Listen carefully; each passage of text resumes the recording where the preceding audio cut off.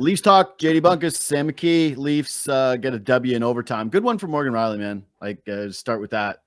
Guy has been getting just buried in the chat nightly.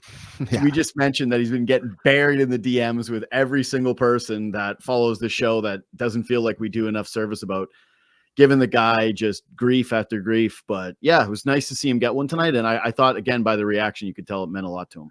Yeah, break up the Leafs decor here now. All of a sudden, all they do is score.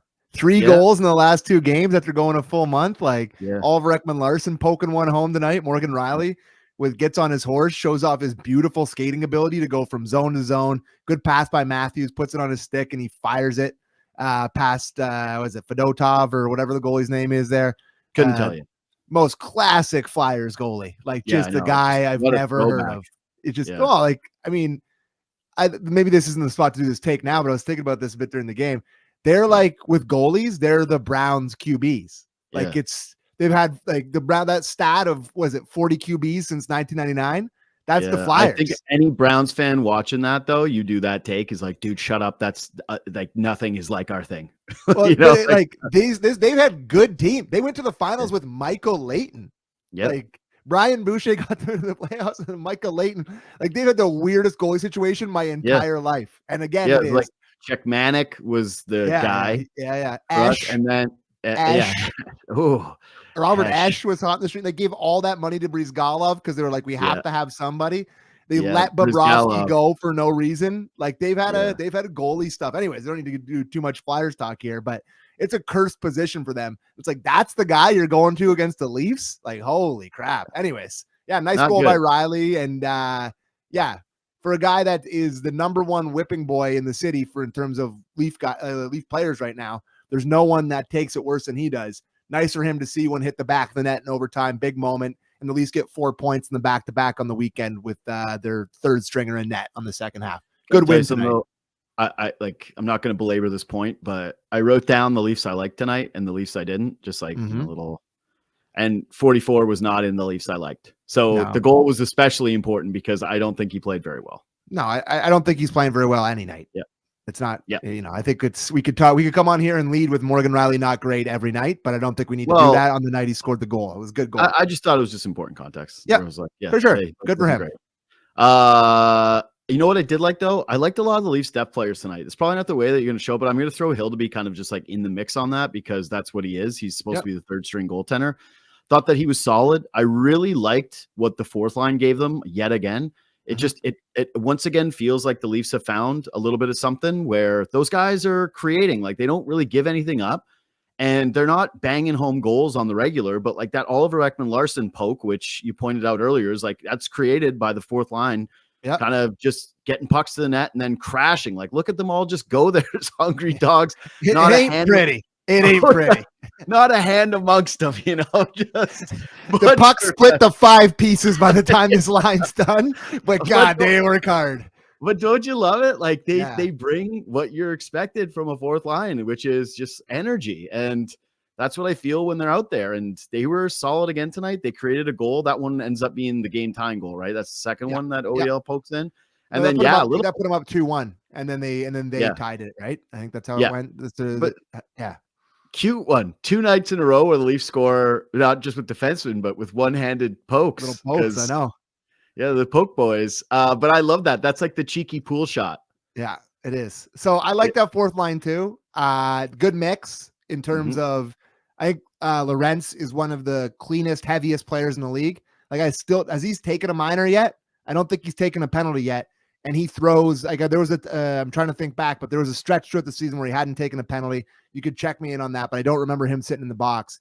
I think he has, but go on. Again tonight, he's just throwing the body around. He's responsible with his physical play. Dewar's a dog on a bone. He plays like a guy that's, 5 inches taller than he actually is. And then Camp's Camp, where he's just a rangy, good defensive guy. When the puck's in the offensive zone, he seals it well. He's a good cycler of the puck. Obviously not, exactly Datsuk with the hands out there, any of these guys. But for a fourth line, it's pretty much as good as you can ask for. They go out there, they're responsible. They play in the offensive zone. They're physical.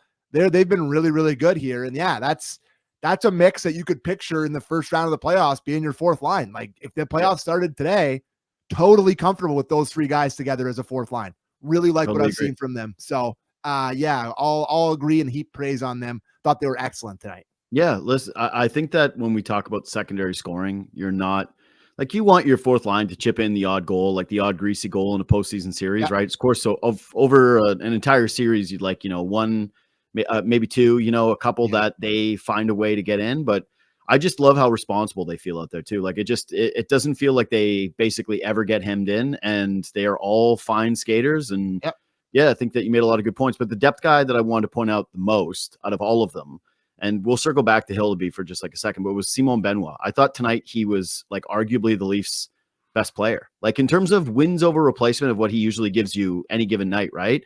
He played awesome. They lose Jake McCabe. We'll get into that too. Yeah. But I just thought Benoit stepped up, dude. He was awesome on every penalty kill that they had. He was throwing the body around, but he was playing controlled. And you can tell too that he's just able to do what Craig Berube wants, which is, hey, lay the body, hit somebody, and then get the puck out. And that's all he did all night long. It was awesome. Great game for him.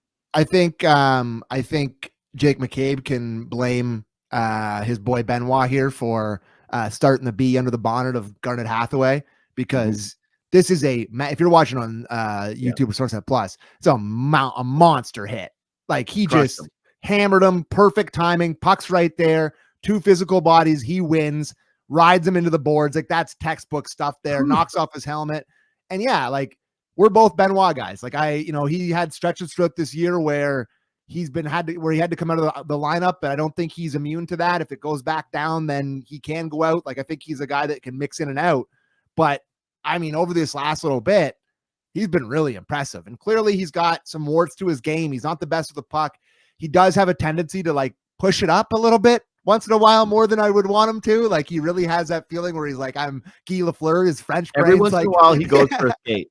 He's like, I'm Guy Lafleur, baby. Yeah. Like I'm Jean Beliveau. Here we go. I'm skating up the ice. His French roots come out. But he really is impressive as a depth defenseman. And I love the physicality from him. And, like the Leafs D-corps isn't really that physical in terms of like on a consistent basis, right? Like there's guys that'll hit. Tanev doesn't hit. Tanev literally has like 6 hits all year. Riley isn't a physical guy. McCabe, that we'll talk about here in a second, he'll throw like a monster hit. But I don't think like on a shift-to-shift basis, Benoit is by far the most physical defenseman. And that's a really important cog for the Leafs. Like I'm trying to think, Myers doesn't really lay the body a ton. I still think McCabe is their most physical guy, but Benoit's a close second. Well, like I think, I guess it's just you're probably right. I think it's close, but Benoit lays the body. He never sees a body he doesn't want a piece of. Like, but those two guys are really important for the physicality of the Leafs back end. And I guess that's maybe a good way to kind of transition into what happened with McCabe. Well, but like Benoit has been impressive, and I'm happy to see him continue to play well here. Yeah, all right. Let's go into McCabe. I want to circle back to Hildeby because I think it deserves more like than just me throwing him into the mix of the depth guys. Yeah. All right. So you and I were texting back and forth about this. Like we both said the same joke, which is like check the game notes for him in terms of trying to fight a guy who, is way out of his By the way, check the game notes is potentially the greatest hockey story ever told.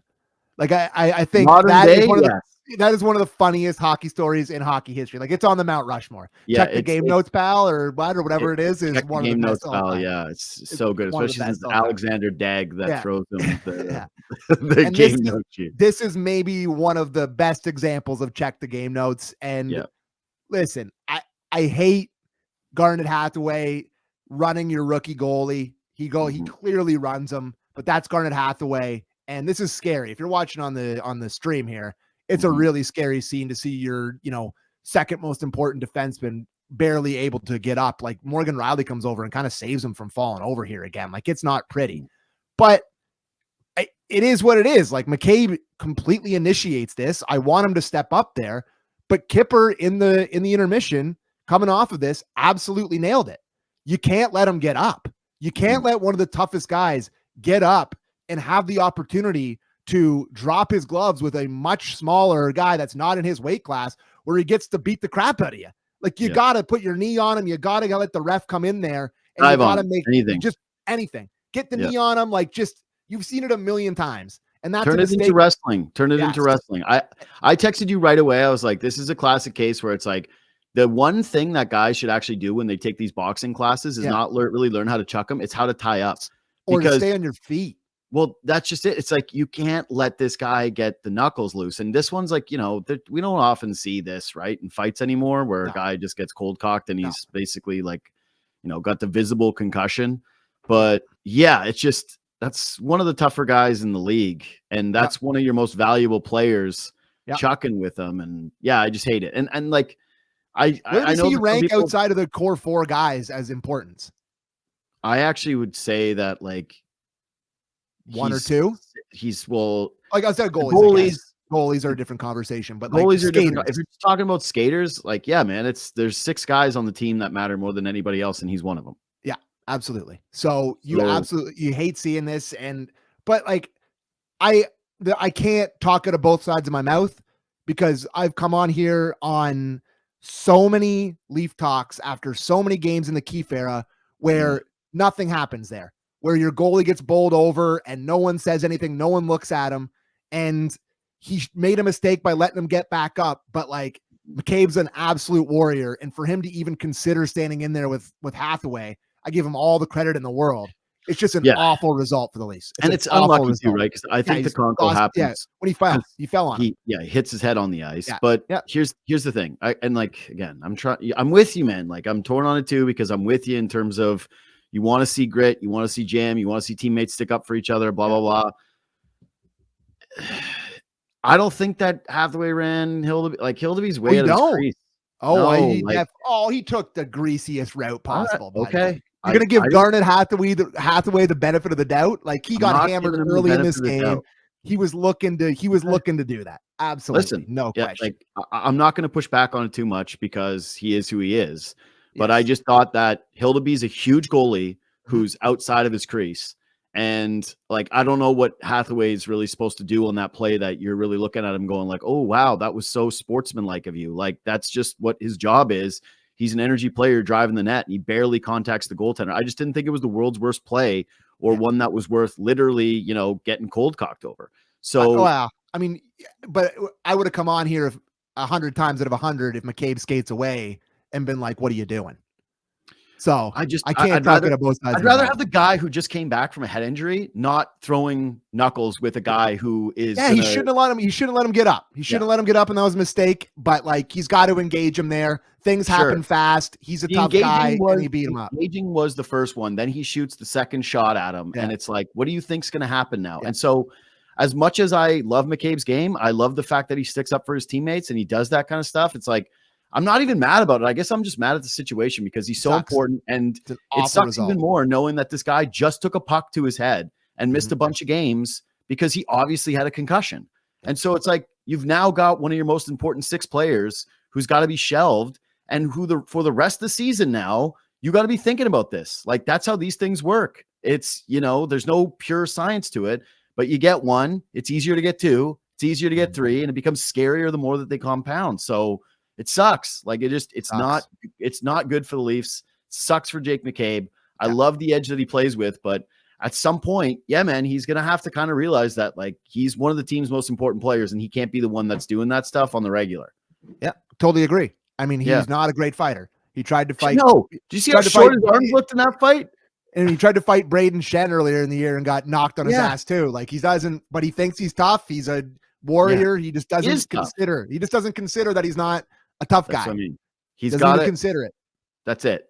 He is tough. He can lay a huge hit, but he's got alligator arms and scraps, and he gets buried every single time he tries to throw the knuckles with the top tier guys, and it can't be a part of his game moving forward. It can't. He's too important. Even if he's just in the box for 5 minutes, it's like you don't want him doing that. Like when they flash back and the gloves were off, I was like, "Oh Jesus Christ, no!" Like I literally was like, "Oh God, no!" Like I actually said those words alone on my couch. It's like of all the guys in the league, like that's Reeves's class.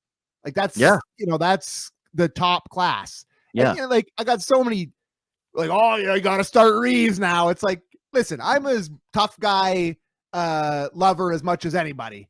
Like there's no like what Reeves is gonna jump off the bench and take the fight. Like it happened fast. Like, yeah, that was in the moment play. I know, yeah, I know. There's no difference there. But I got so many messages about that. Have a fight this year? No, zero. McCabe has 2 more fights than Reeves does. Against 2 of the toughest guys in the league. Shen, did you see that interview he did after the Winter Classic? Where he's literally like, I just wanted to fight so bad in the Winter Classic. Like, you are the man. You are a dying breed. Send him back to Hockey Canada to teach him how to play. Braden Shen. Legend. Yeah, no, it's like the Sasky voice, the Sasky strong. I just love it. I absolutely love having those guys out there. Hildeby quickly. I just thought he was solid. He was good. The first goal he lets in, and you're just groaning, going like, "Oh boy, this is gonna be a long night." Good shot, but need a save. Yeah, sure. It's not great. Like, he's an NHLer full speed coming down the wing, hits him low blocker. Like, one shot. Like 4 minutes in the game. Good save. NHL goalie. Need a save. Need that saved. Yep, no question. Need it again. Too far away from the net. Need that saved. Like, sorry, don't care that it's perfectly placed. You're 6 foot 1,000, the tallest guy of all time. I need you to be bigger there. But then the rest of the game, he settled in, and I actually thought that was a really good marker for him, because it was just kind of one of those games where Philly wasn't overly threatening, but he was just solid, made saves when he needed to, never really looked rattled, which to me is important for a young goaltender after he lets in a bad one. It's like, forget it, move on, make the next ones. And he did for basically the rest of the night. Impressed by his bounce back ability, because you know how easily that could kind of break you, and you're a young goalie. And listen, he's in a competition here. They called up, he got starts this year, and they called up an older guy that's been pretty bad to try him ahead of you. So this is a competition, and Hildeby earned the next, whenever the next start is, backup start is, Hildeby earned it. He looked way better in this game than Matt Murray looked in either of his games that he got. There's absolutely no comparison. So Hildeby gets the next backup start, and I was really impressed by him bouncing back. So good on him. And, this is a small thing, but he was good enough tonight. Like again, played really well. That if the Leafs are feeling like, oh boy, we're on the fence about starting Wool tonight, maybe he could use an extra day's rest on a non-back-to-back. Like this week when you have 3 games. Right? Yeah. Like Thursday in Carolina, maybe you could try to get away with one. That's what I'm saying, is like, he was good enough for your team to win just about against anybody tonight. Like 2 goals from your 3rd string goaltender, maybe your 4th string goaltender, depending how you're looking at him. Yeah. That's brilliant stuff. Rapid fire time for me. Is Willie rapid fire? I think that's 7 games now without a goal. Really? It's that many? I think so. I mean, it's not just the no goals. -2, I'm pretty sure. He's not -2 last night. -2 the night before. He was -2 again tonight. Like, he's got to wake up here. He's got bad body language. He's not engaged at either end of the ice right now. He's like, they're on the first. I only got 1 power play tonight. Yeah, I think it was only 1 power play tonight. The puck, I think it was like 5 seconds into the first power play, they're starting to move the puck around. And like the first opportunity he gets, he hammers one off the glass. Like, there's no setup. They don't have anything going. He's just pressing. And that line hasn't been great. That second line hasn't been great since like in the 2 games when Matthews came back. He's the straw that stirs the drink on that line. Like Pacioretty and Tavares, they're good veteran guys who are great in the offensive zone and like can cycle it and do all that stuff. But he's the puck carrier for that line. He's the dynamic guy in that line. He's what needs to make it go. And he's just been no good for a little bit here. Like he's been the second goal against is like, it's just seal the boards, get the puck out, man. Like that's just not even just that. It's like after he turns it over, like where's the effort to go get it back? There's no urgency at all. A light little stick play. It's like, dude, have a little ownership where you made the mistake. What are you doing there? Like your feet stop moving and you just stick out the stick and it's like, it's in the back of your net. Yeah. So Morgan Rielly, unfortunate there because he also loses his man, loses sight of the puck. He's just kind of like all turned around, but the whole thing starts because your winger can't steal the boards and everybody's scrambling because the puck's in a spot it's not supposed to be. And then Rielly loses his man. It ends up in the back of the net. So listen, Willie will be good. He'll come back around here, but like he's making top dollar. You're allowed to point out when he's been no good, and it's been 100%. And he's been a while here. He's been one of the leading goal scorers in the NHL. Yeah. I think that this is always going to be a part of the experience where it's he's going to have his lulls as a player. I don't think that anybody's like panicking about him whatsoever. Like, that's not the point of what this is. Like, actually, I shouldn't even said it because it's like so obvious that it's not. But like, he's been bad lately. Yeah, like 7 games without a goal for William Nylander is a long stretch. Yep. Yeah, when you're making over $11 million, you can't really go 7 or 8 games without scoring a goal. They kind of need them from you. Not just that, dude. It's like, this is why when it is like when you see Nylander outside of Marner and Matthews when it comes to the Leafs quarter century team, it's like I'm sure there are some young fans that are like Nylander should be ahead of Marner. It's like no, he shouldn't because the baseline for those two players is so astronomically different. Like, that's what it is. It's just the bad nights for Marner. Like, there's just no comparison to the bad nights for Willie. Unless it's against Montreal and he's just so choking that he's or it's against the playoffs. It's in the playoffs. I mean, there's lots of bad. There's lots of bad ones for everyone in those games. Yeah. Don't get me wrong. We're talking regular season. Yeah, watching him almost cry in the penalty box. Well, buddy. Listen, but like everyone's like, but Willie's so great though. Yeah, he's Clark Gillies. Like he's Clark Gillies in the playoffs. He's unbelievable. Like they win, for sure. They win 3 games every year here, guys. Like, unfortunately, though, I just think that this is like at this point of his career, the baseline stuff is never going to change. You're just going to have to deal with some of these nights where it's like he's not there. Back to back against the Philadelphia Flyers. That's good night. That's the night. He's either scoring right away and he's going to be engaged trying to chase points, or he's just turning the puck over, putting the stick out and hoping and praying that his goalie makes a save. And in that case, he didn't. Rapid fire thing for me is just Pacioretty with the body, man. Like oh my God.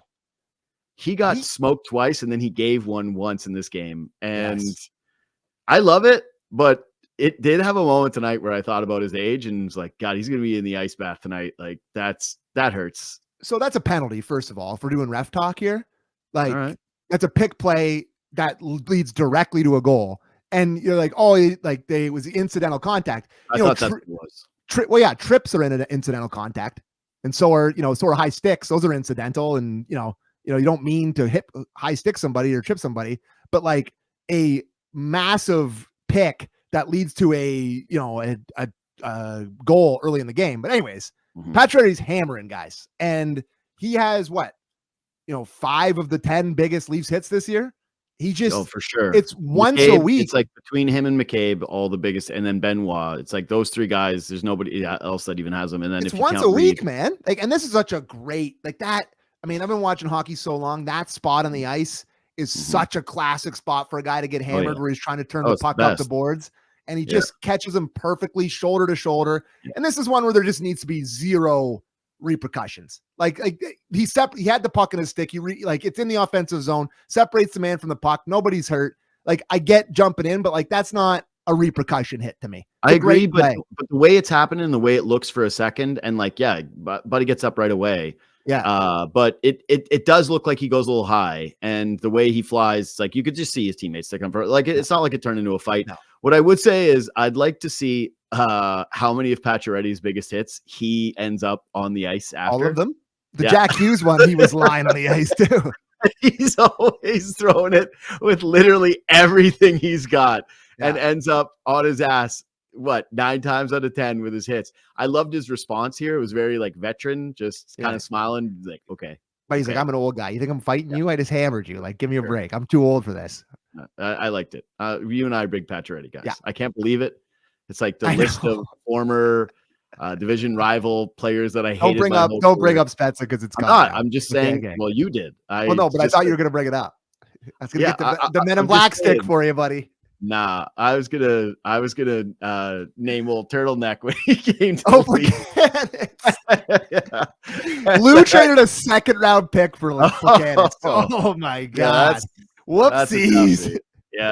He was a 2nd. I thought it was a 3rd. No, it was a 2nd. Well, Montreal doesn't do it if it's not just like a beat down into a trade. They were like a 2nd. Oh yeah, sure. Yeah. Like, you're not. Yes. Done deal. I think that's it for me. Last thing, like Scott Laughton a lot. I think that's a guy that would look really good in blue and white. Local guy, good depth guy, got a bit of an offensive upside pop for me tonight. Good skater, can shoot it. Bit of a nasty face to him, It looks like he's just. I like Scott Laughton, and that's a guy to me. I think he's a free agent after this year. I think he's a pending UFA, or maybe he has 1 more year left. Keith Jones came on Real Kipper and Born, I don't know how long ago, and they asked him about the deadline. He's like, no, we're not changing our plan. We're trading everybody. So that's definitely a guy that's available. So to me, that would be a really good pickup for the Leafs. I like Lawton a lot, and it's a good fit.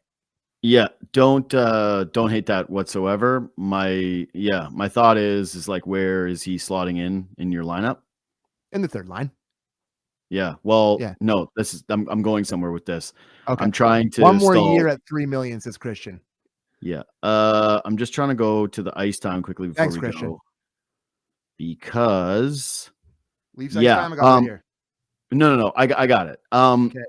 I'm a little surprised by player of the game tonight. Like the list that I guess that's our list we put out there. Yeah. No, that's fine. Hildeby fine, but yeah. No love for the dudes. Dewar was buzzing tonight. I thought he could. I thought that this was a Benoit game. So I would say that, and this is just be quick, but Veru is dying to get Robertson out of the lineup. Oh my God. He played 8 minutes tonight. Yes. And I was going to say the Flyers, I'm pretty sure like this is his kind of Super Bowl game. I'd like to see what his numbers are against like Flyers, terrible goaltender, back to back. Yeah. This is like the Nick Robertson special, and Berube couldn't even put him on the ice for more than 8 minutes. Skip the shift for him. Put out Dog Willie over him for one point. That's what I mean. Is like, anyway, I know we hammer the guy a lot, but yeah, it's bad. And Berube's dying for anybody to be there. Hey, third line to Scott Lawton, and in the center with McMahon and Domi. Yep. Sign me up, baby. That's a good third line. So I like Lawton. That's my guy. Officially saying it right now. The trade value that was to some just skyrocketing is like, Philip Myers and Scott Lawton, the two pillars of Sam McKee's Leafs. A couple good blocks from my boy tonight. Couple good couple good cycle stops. Good Leafs talk tonight. Just a classic episode of just, hey, we loved the physicality, we loved the depth. And Domi relax with the elbow. And that was bad. The third period. What was that? Like, dude, this is the thing. Domi loses his mind sometimes. Can't have it in the playoffs. Like, it's if this is the playoffs, I never forgive him. Like, this is that was like looked like his dad on. Who was his dad get? Was it Niedermeyer that his dad got with the huge elbow? Remember when he got suspended? I'm pretty sure it is. Yeah, pretty sure it is. That's what it reminded me of. Yeah, his dad's third all time in PIMS, and sometimes what was that? I don't know. That was that honestly, dude, that was greasy as hell. Greasy. Like, real greasy. Like, that's just pure headhunting stuff, which I don't know. Like, you might get fined for that.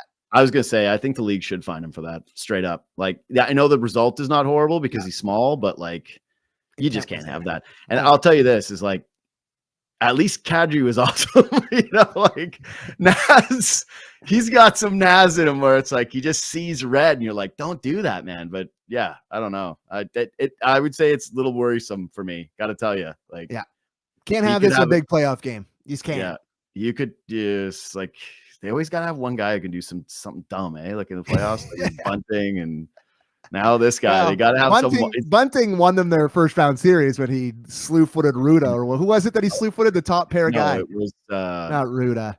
No, Chernak. Yeah, Chernak. Yeah. No, dude. Domi's literally Charlie Kelly in the back of the van. Like, I cut the brakes. Wild card. He's got to stop with this stuff. Anyways, subscribe to the podcast. Follow us on Twitter and Instagram at JD Bunkis, at Sam McKee. Hopefully I'm going to go back to a very good football game. Thanks for listening. Thanks for watching. We'll see you on Tuesday night. Yeah. Against the Flyers again. Ugh. Oh, great. Another Flyers game. Yeah. Got to start Reeves in that one. Got to start Reeves in that one. It'd be a tough guy. See you then.